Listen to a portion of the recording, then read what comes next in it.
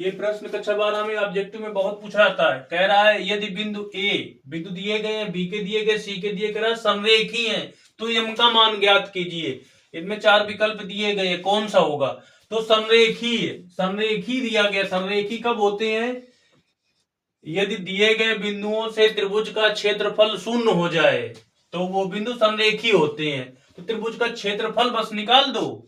त्रिभुज एबीसी का क्षेत्रफल ये शून्य हो जाए, जो दिए गए बिंदु समरेखी हो जाएंगे। अब सूत्र क्या होता है त्रिभुज एबीसी का? सारणी के प्रयोग में पढ़ा है, 1/2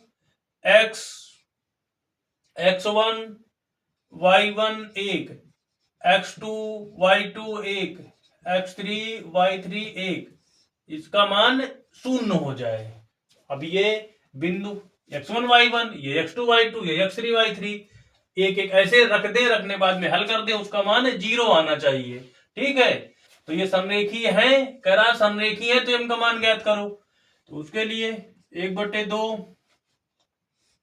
x1 का मान m, y1 का -1 और ये वाला 1, x2 का 2, y2 का 1 और ये 1, x3 का 4, y3 का 5, ये 1 बराबर 0।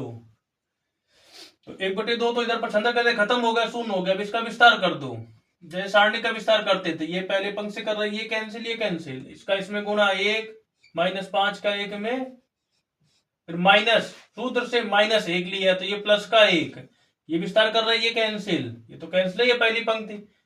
2 -4 फिर प्लस ये लिया, ये वाला कैंसिल हो रहा है, इसका इधर गुणा, इसका इधर गुणा, 5 का 2 में 10 -4 बराबर 0।